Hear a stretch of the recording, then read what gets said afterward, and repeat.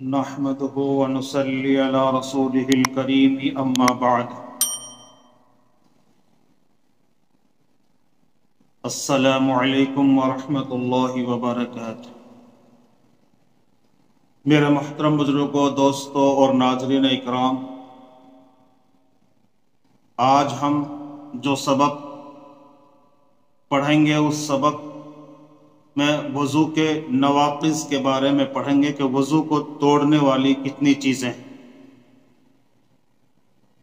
लेकिन उससे पहले अल्लाह के नबी सल्लल्लाहु अलैहि वसल्लम की एक हदीस, जिसमें अल्लाह के रसूल सल्लल्लाहु अलैहि वसल्लम ने हज़रत अबू ज़र रज़ी अल्लाह तआला को इरशाद फरमाया, ए अबू ज़र, अगर तू सुबह के वक्त निकल कर अल्लाह के कलाम यानी कुरान करीम की एक आयत सीख ले तो ये तेरे लिए 100 रकात नफिल नमाज पढ़ने से बेहतर है।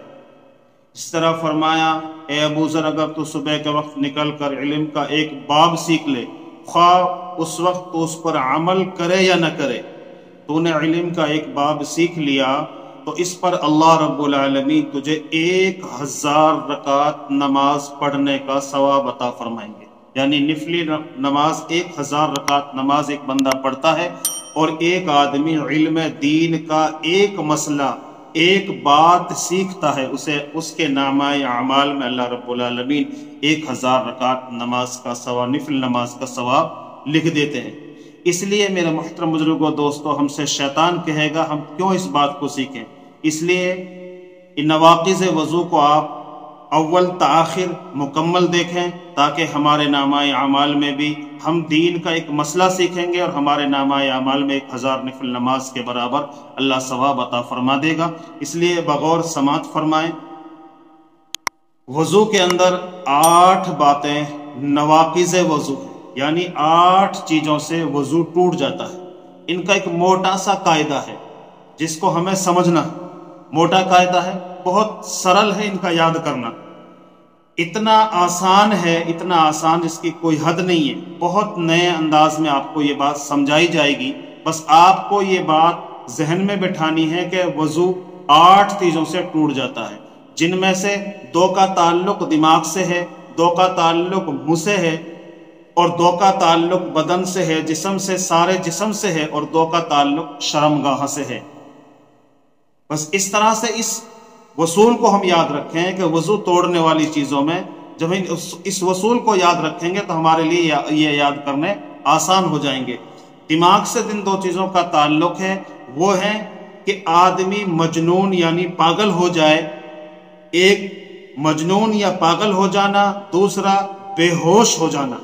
इन दोनों चीज़ों से जो है वज़ू टूट जाता है। एक आदमी ने वज़ू करने के बाद में उसकी अकल ज़ाइल हो गई, वो मजनून हो गया, पागल हो गया, तो उसका वज़ू चला गया। इस तरह वज़ू करने के बाद में एक आदमी बेहोश हो गया तो उसका वज़ू चला गया।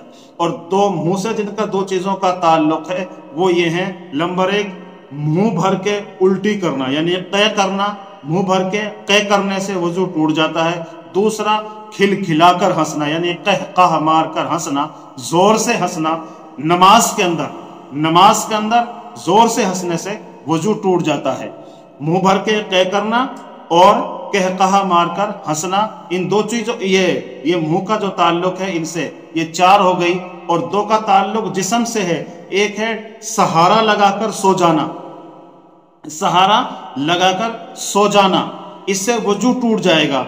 एक है आदमी ऐसे बैठकर सो जाए और उसमें नींद सी, आधा आदमी को थोड़ी नींद सी आ जाती है, गुनूदगी सी आ जाती है, तो अगर आज़ा ढीले नहीं पड़े हैं तो बैठकर सोने से आदमी का वज़ू नहीं टूटता, बल्कि सहारा लगाकर सोने से वज़ू टूट जाता है। दूसरा है आदमी का कि जिस्म के अंदर से कहीं से भी खून या पीप का निकल कर बह जाना।